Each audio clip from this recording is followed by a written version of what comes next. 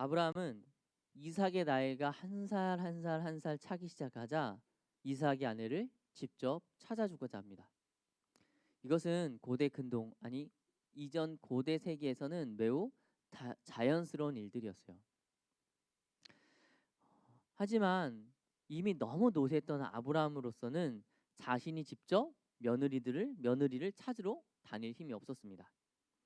그래서 아브라함은 자신의 집안에서 모든 것을 담당했던 엘리에셀이라는 다메섹 사람 이 여종을 보내기로 합니다. 엘리에셀은 예전에 아브라함이 이삭과 이스마엘 얻지 못했을 때 하나님께서 주신 땅을 보면서 하나님 저에게 자식이 없습니다. 내 후계를 이 다메섹 사람 엘리에셀에게 줘도 되겠습니까? 라고 말할 정도로 후계자로 생각했던 사람 중에 한 명이었어요. 즉 아브라함에게 있어 엘리에셀은 단순한 종이 아니라 그의 아들과도 같았던 굉장히 귀한 사람이었습니다. 그래서 그 사람을 신뢰하는 이 마음을 가득 담아서 자신의 며느리감을 선택하려 선택권을 다 전폭적으로 줍니다. 이미 오늘 본문 앞장에서 그의 아내 사라가 죽었고 또 아브라함도 이때 당시 나이가 꽤 많았습니다. 사라가 127세에 죽었는데 사라와 아브라함의 나이 차이가 10살인 걸 감안하면 아브라함의 나이는 130이 훌쩍 넘은 나이가 돼버린 거거든요. 결국 자신의 며느리를 찾는 것에 있어서 자신의 모든 권한을 가지고 나를 대신해서 정권을 위임한 엘리에셋을 부릅니다. 그리고 엘리에셀에게 일종의 맹세를 하게끔 합니다. 바로 본문에 나오는 허벅지 밑에 손을 넣는 약속입니다. 이 허벅지 밑에 손을 넣는 이 약속의 의식은 고대 근동에서 굉장히 강력하고 엄숙한 맹세를 할 때 했던 것입니다. 그리고 이 의식 안에는 이 맹세를 어긴다면 이 맹세를 온전히 순종하지 않는다면 신의 저주를 받는다는 경고와 동시에 내가 이 맹세를 하는 그 주인에게 대를 이어 충성하겠다는 충성 서약이 포함되어 있는 약속이고 언약 방법이었습니다. 엘리에셀은 이 강력한 맹세를 아브라함과 한 이후에 아브라함이 몇 가지 중요한 지침을 얻습니다. 그리고 길을 떠납니다. 그렇게 하란 땅으로 먼 길을 갑니다. 저녁 즈음에 돼서 이제 엘리에셋이 하란 땅에 도착합니다. 당시 하란 땅에 도착한 그 엘리에셋은 한 가지 기도를 하는데요. 이 기도를 앞서서 우리가 알아야 되는 것이 있습니다. 바로 하란 땅의 여인들이 뜨거운 무더위, 낮의 무더위를 피해 시원한 저녁과 아침에 물을 기르러 오는 풍습이 있었다는 것입니다. 이걸 너무나도 잘 알고 있었던 엘리에셀은 이렇게 기도합니다. 하나님, 지금 물을 기르러 여인들이 나올 터인데 나를 발견하고 나에게 물을 주어 먹게 하고 또 내 낙타들에게 물을 주는 그 여인이 하나님이 약속하신 이삭의 아내, 내 주인의 며느리가 될 것입니다 하고 그 사람을 위해서 기도합니다. 하나님이 이 기도를 들으셨고 리브가를 만나게 하셨습니다. 리브가를 만난 엘리에셋은 곧 그녀의 가문에 대해서 묻고 그녀가 아브라함과 같은 족속, 같은 가문임을 알게 됩니다. 그리고 순차적으로 오히려 너무 빠르게 며느리로 리브가를 데려가게 되죠. 엘리에셋은 리브가의 아버지인 부두엘과 오빠인 라반의 허락을 받고 리브가 역시 기쁨으로 엘리에셋의 청을 받아들입니다. 그리고 고향을 떠나 생면부지인 이삭의 아내가 되기 위해서 길을 떠납니다.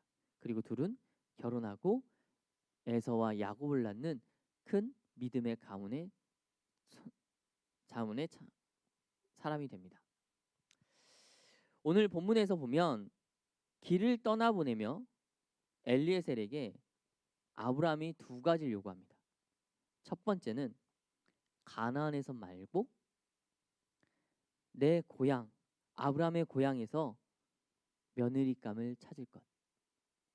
또 하나는 선택된 여자가 너무나도 좋은 여인임에도 불구하고 만약 고향을 떠나지 않으려 한다면 내 아들을 고향 땅으로 데려가지 말라는 것입니다. 그 여인을 아무리 좋아도 포기하라는 내용이었어요.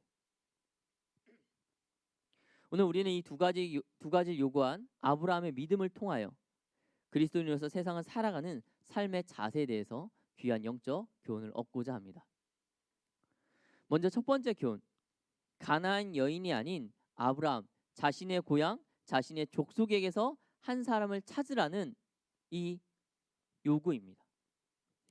이 약속에는 두 가지를 동시에 이야기하고 내포하고 있습니다. 하나는 지역적으로 가나안 사람을 택하지 말라는 것입니다. 가나안이 아니라 아브라함의 고향 그 하란 땅에서 며느리감을 찾으라는 첫 번째 요구였습니다. 그리고 또 다른 하나는 아브라함이 내 가문, 내 족속에서 사람을 찾으라는 요구였습니다. 그렇다면 왜 아브라함은 가나안이 아닌 하란 땅에서 아내를 찾으려 했을까요? 자기의 며느리감을 왜 가까운 가나안이 아니라 하란 땅에 있는 멀리 있는 여인을 찾으려고 했을까요? 그리고 굳이 왜 자신의 가문과 인연을 맺으려고 했을까요? 하나씩 보겠습니다. 먼저 하란 땅의 여인을 찾았던 이유는 하란 땅이 풍족해서가 아닙니다.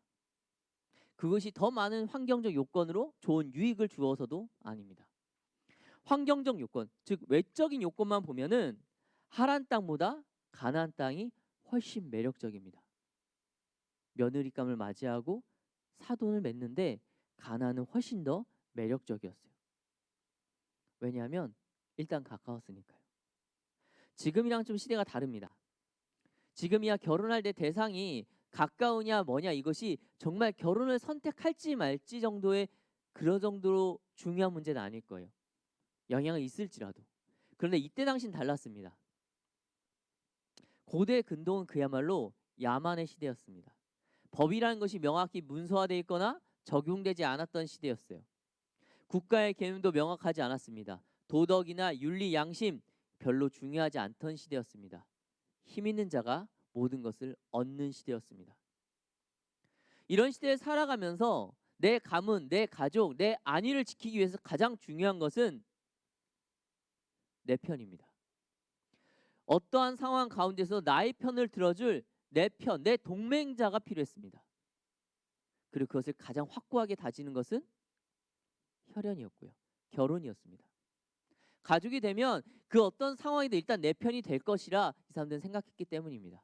그래서 이때 당시의 결혼은 단지 좋아하는 사람과 미래를 약속한다는 것이 아니라 내 우방이 되는 나에게 우호적인 동맹 관계를 체결할 하나의 가문과 연합하는 그런 어떠한 파트너십을 의미합니다. 이런 상황에서 만약에 있을지도 모르는 외적의 위협에 도움을 줄 수도 없는, 진짜 지금 당장 나한테 무슨 일이 생겨도 아무런 도움도 줄 수 없는 먼 하란 땅의 여인을 아내로 맞이하는 것, 그 가문과 사돈관계가 맺는 것은 어리석은 선택이었습니다. 지혜로운 선택은 지금 나에게 무슨 일이 있었을 때 지금 거리에 있어서 나를 위해서 군사를 이끌고 와줄 내 동맹국을 만드는 것이었습니다. 그리고 가나안엔 이것이 충분히 가능했습니다. 따라서 가나안에서 유력한 가문과 혼인한다면 앞으로 있을 가나안의 삶과 자신들의 자손에 있어서 엄청난 유익과 영향력을 주었다는 것이 분명합니다. 아브라함 이 사실을 몰랐을까요? 아니요. 아브라함 75세에 가나안 땅을 떠났습니다. 그리고 지금 60여 년이 지난 시간 동안 이 땅에 살아왔어요. 그 땅의 풍습과 이 땅이 얼마나 야만적인지 보았습니다. 몇 번의 전쟁도 거쳤지요. 조카 롯이 사로잡히는 걸 보며 동맹자가 필요하다는 것을, 내가 롯처럼 끌려갔을 때 나를 구해줄 사람이 필요하다는 것을 아브라함 누구보다 잘 알았을 것입니다. 그는 어리석지 않았습니다. 그런데 그럼에도 불구하고 가장 어리석은 선택이라고 볼 수 있는 저 멀리 하란 땅의 여인을 취하라 합니다. 가나안 땅의 여인은 절대 안 된다 합니다. 왜일까요? 왜 가나안 여인들은 안 되고 내 고향, 나의 가문 사람들에게서만 며느리감을 찾으라고 했을까요? 여러 가지 이유를 댈 수 있겠지만 아브라함의 삶을 볼 때 가장 큰 이유는 아마도 믿음 때문이었을 것입니다. 가나안에 살아가면서 아브라함은 가나안 여인들의 삶을 보았을 것이에요. 이들에 대해서 많이 알고 있었을 것입니다. 멀리 보지 않아도 당장 조카 롯이 살았던 소돔과 고모라에 대해서 알고 있었을 것이고 그 땅 가운데 여인들이 어떻게 살아가는지 알고 있었을 것입니다. 근데 아브라함이 본 그 가나안 땅은 타락한 땅이었습니다. 음란했고 패도했고 무례했습니다. 반면에 자신의 고향을 생각했을 때 아브라함이 이렇게 생각했습니다. 부족할지언정 하나님을 아는 땅. 가나안 사람들의 삶을 바라보니까 이들은 여호와 하나님에 대한 것이 아무것도 없는 거예요. 잘 믿느냐 못 믿느냐 그 문제가 아니라 아예 몰랐던 거예요. 아무것도 몰랐던 겁니다. 하나님이 존재하시는지 그게 어떤 분인지 어떠한 지식과 어떠한 감동과 어떠한 신앙도 없었던 것이 가나안 땅이었습니다.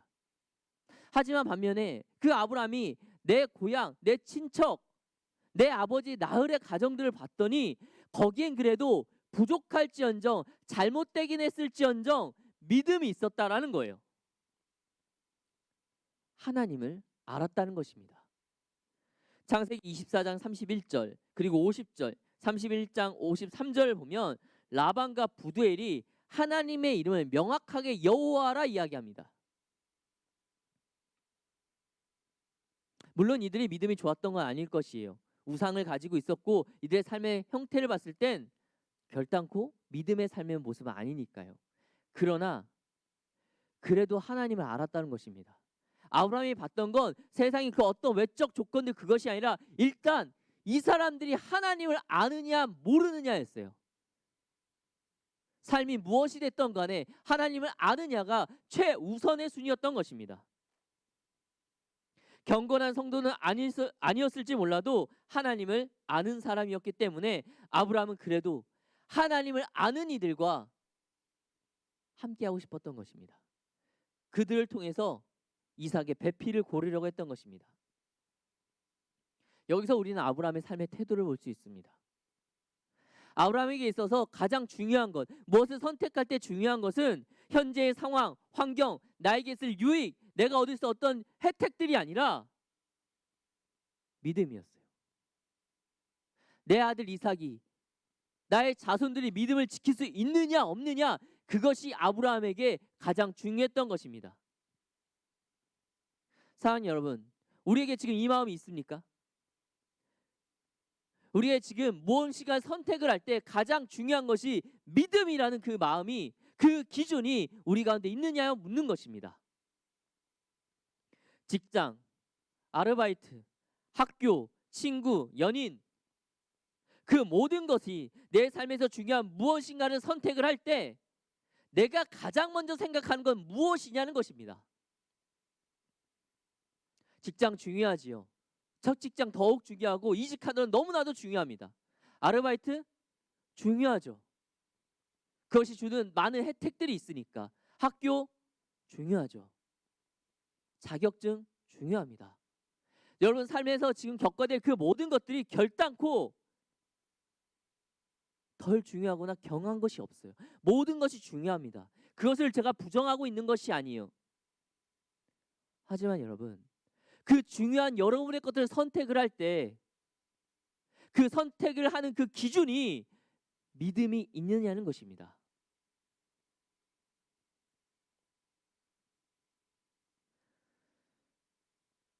사랑하는 여러분, 우리가 하나님을 고백하고 우리는 가끔 눈물을 흘리며 기도하고 찬양합니다. 하나님을 예배합니다. 몸부림치며 경건하게 행동하려고 노력합니다. 하나님의 은혜를 경험했습니다. 하지만 우리가 뜨겁게 예배하고 뜨겁게 기도하고 뜨겁게 찬양하고 하나님을 목 놓아 부르짖는다고 해서 사단이 우리를 포기하진 않습니다. 사단은 우리를 실족시키기 위해서 부단히도 노력합니다. 베드로전서 5장 8절 말씀입니다. 근신하라, 깨어라. 너희 대적 마귀가 우는 사자와 같이 두루다니며 삼킬 자를 찾나니.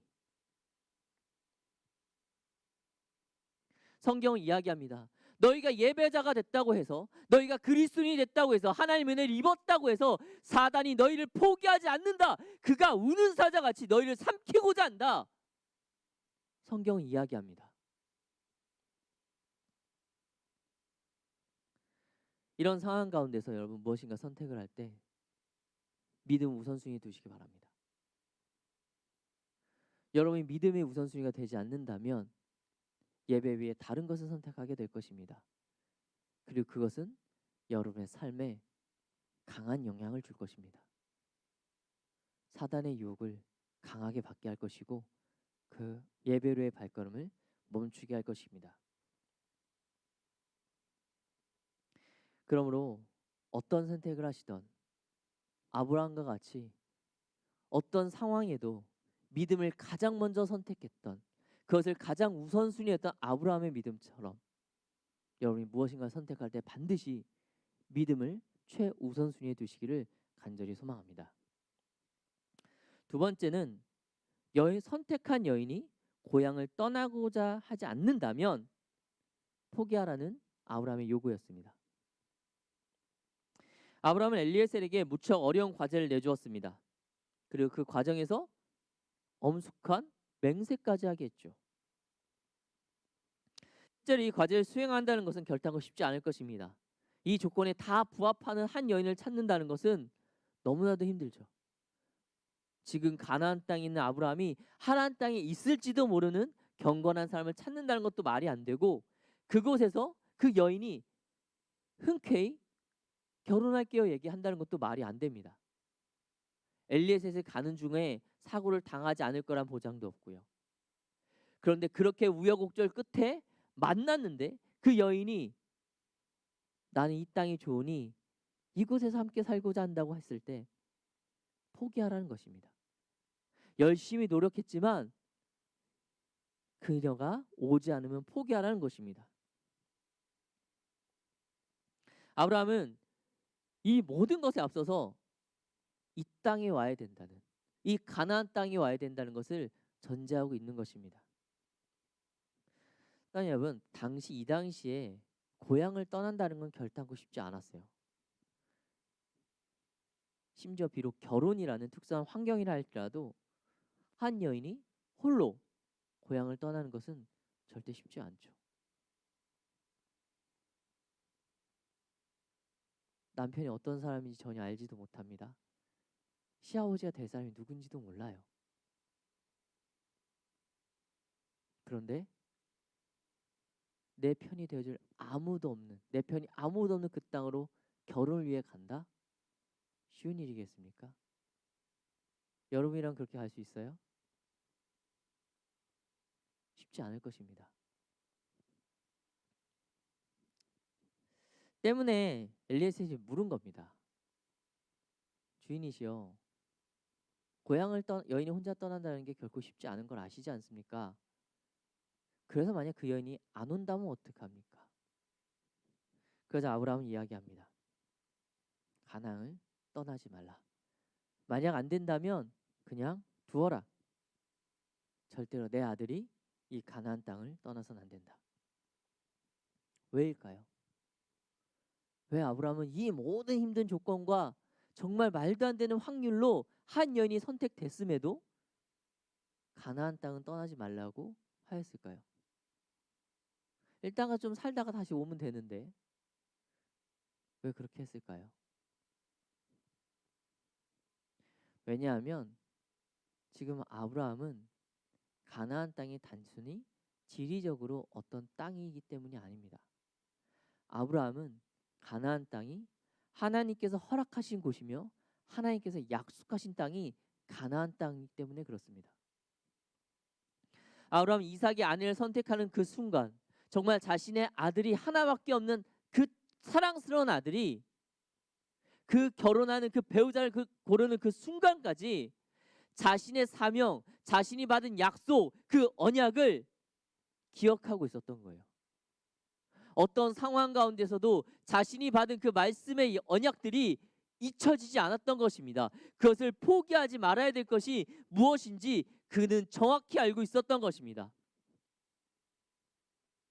아무리 좋은 상황이라 할지라도 사명보다 우선시되어서는 안 된다는 것이 아브라함의 생각이었던 것입니다. 그것이 그의 믿음이었던 것입니다. 사랑 여러분, 여러분의 사명은 무엇입니까? 모두가 받은 사명이 다양할진데 1차적으로 그리스도인이 받은 사명은 무엇입니까? 우리가 포기하지 하면 안 되는 것이 무엇이겠습니까? 절대 타협하지 말아야 될 것이 무엇입니까? 예배입니다. 이 자리입니다. 예배의 자리, 예배하는 삶, 그것은 우리가 어떠한 상황에 있을지라도, 어떤 것을 선택하는 과정 중에 있을지라도 결단코 포기해서는 안 되는 지고한 우리의 사명입니다.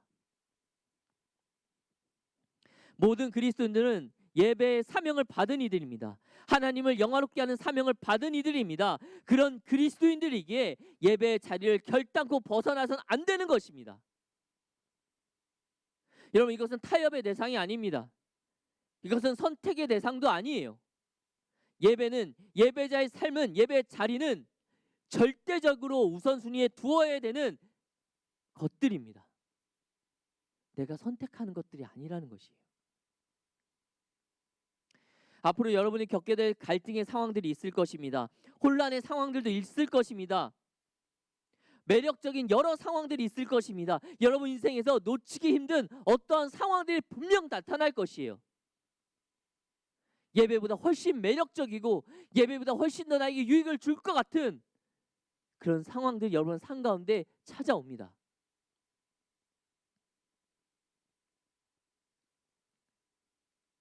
그러나 그럼에도 불구하고 우리가 해야 될 것은 예배를 선택하는 예배자의 삶입니다. 내가 지금 바라볼 때는 예배보다 훨씬 매력적이고, 내가 지금 생각하기론 잠시 예배를 쉬는 것으로 많은 것을 누릴 수 있고, 지금 내가 바라볼 때는 더 많은 유익이 있어 보인다 할지라도 우리가 받은 사명, 예배자로서의 사명, 그것을 잊어선 안 되는 것입니다. 사랑하는 여러분, 오늘 본문에서 우리는 아들 이삭의 믿음을 위하여 타협하지 않는 아브라함의 신실함과 사명자로서의 사명을 잊지 않는 아브라함의 모습을 보았습니다. 이 아브라함의 믿음, 신실하고 정결한 이 믿음이 여러분 가운데 가득하고, 그래서 예배의 자리를 놓치지 않는 귀한 예배의 사명을 가진 주의 백성으로 세상을 살아가실 수 있기를 간절히 소망합니다.